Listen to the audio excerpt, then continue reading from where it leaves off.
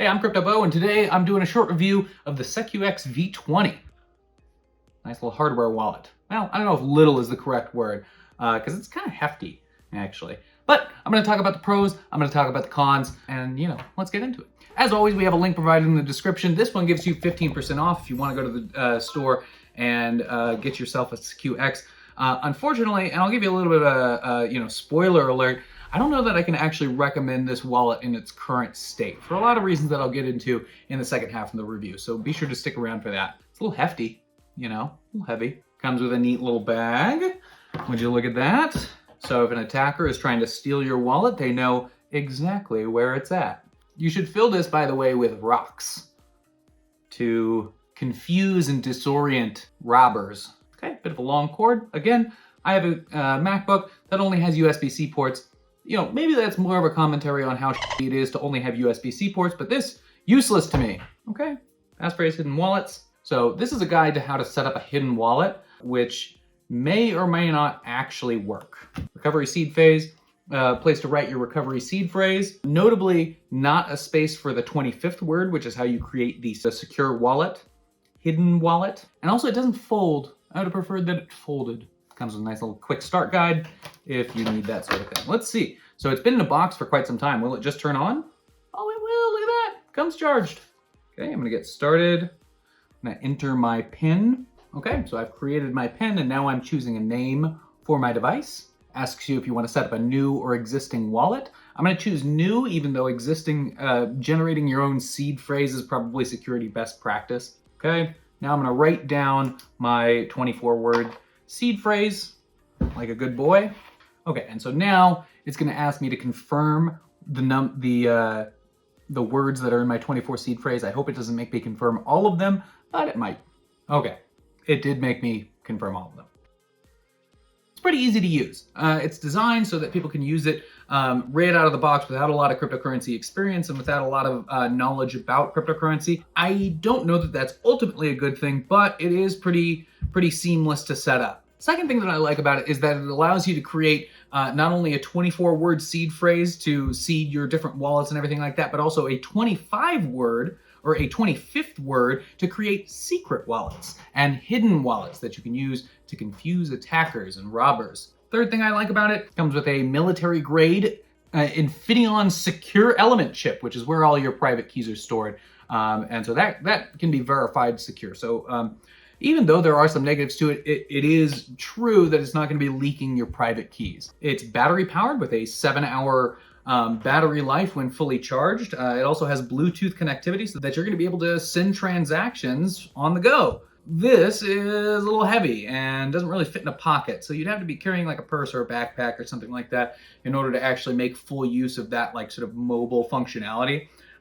Which we'll get into a little bit later, I don't know is actually a positive thing, but it is a cool feature and a good idea. The wallet is also set up to do a lot of DeFi things. In fact, it's the developers are focused on being able to stake coins in liquidity pools and still have custody of those assets on your device. So that's a positive. So if you're really into DeFi, this may be an option for you if you can see past the reasons I'm about to get into in the cons section. The cons. Con Air. That is Cameron Poe. Now, unlike the Trezor Model T and the Trezor Model 1, the firmware is not open source. They say they do it for security reasons, which I guess is understandable, but I think that makes it a little bit less secure. You don't have as many people looking at the different, at the firmware itself and testing it to make sure that there are no bugs, no exploits that could ultimately end in people losing their funds and private keys leaking. And there's a couple other technical reasons why I'm not a huge fan. And so if you're, obviously this is being marketed towards a beginner user as opposed to a more advanced user. But for more advanced users, you're not able to do multi-sig backups of your Bitcoin wallets. And so you only have your one 24-word seed phrase and you can't seed it with multiple seed phrases. So for instance, with your Trezor Model T or your Trezor Model 1, you can have what's called a multi-sig backup, and you can store 5 signatures in secure locations in different places, and then you only need to say like 3 of them in order to back up your wallet, using software like Electrum or a new Trezor wallet. That provides you with an extra layer of security and means that if if you're in a pinch, you could make it so that even you couldn't really access your funds if someone just wanted to, say held you at gunpoint. You literally could not get into your wallet, and so you couldn't give it to them. And so it's an added layer of protection, especially when you're acting as your own bank, which is what a hardware wallet allows you to do. Also, there's no exploits that I've seen reported about this, but I don't like that it's Bluetooth capable. I want a hardware wallet to be fully air-gapped. I don't want there to be any ability for it to connect to a computer or, a phone without my express permission, explicitly plugging it in. If there's no private key leaks because the Infineon secure element chip is actually secure, then maybe it's not an issue, but it does sort of give me the heebie-jeebies. Another problem sort of on the back end with this is that in order to send transactions, you have to communicate with the back end servers of SecuX.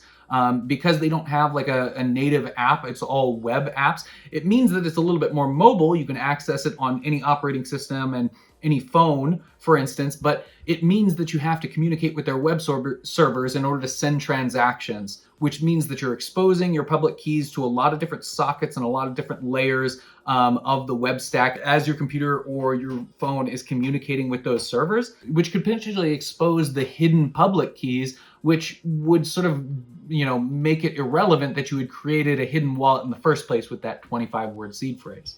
And lastly, I don't know that SecuX has put out anything in response to this article that was written on Medium about a year ago. Take a look at this review. It'll be linked in the description. But this person, Vicarious Drama, whoever they are, tested this in a secure environment and found that you were able to dump the XPubs of the wallet, which is what Bitcoin software uses to generate the public keys in a hardware wallet. Which means that, again, even if you have created these hidden wallets using the 25-word seed phrase, the details of those wallets can be leaked just from the device by using, for instance, the offline Electrum wallet and then using that command with the hardware wallet connected.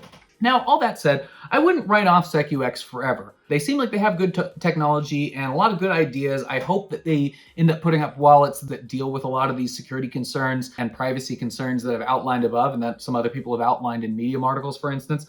I can't recommend it right now, even though the price is actually pretty good at about $139. It's a little bit more than the Trezor Model 1, but a little bit less than the Trezor Model T. The idea of it having a battery and Bluetooth capability, I think, are good, but they need to be tested and proven secure.